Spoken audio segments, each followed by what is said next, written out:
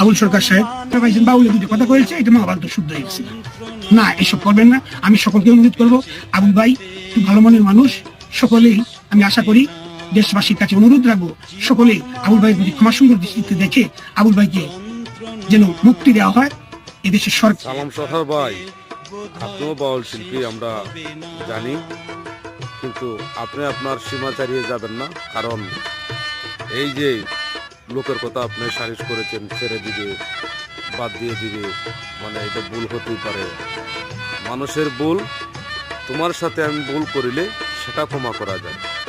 কিছু কিছু জিনিস আছে ক্ষমা করার জায়গা নাই, এটা কিন্তু ক্ষমা করা যাবে না। কারণ সে কিন্তু জেনে শুনে এটা করছে, কিন্তু তুমি এই জায়গা আগ্রহ না, আগ্রহতে গেলে তোমারও কিন্তু বাদে বুঝতে বাস ডুববো, এটা জানা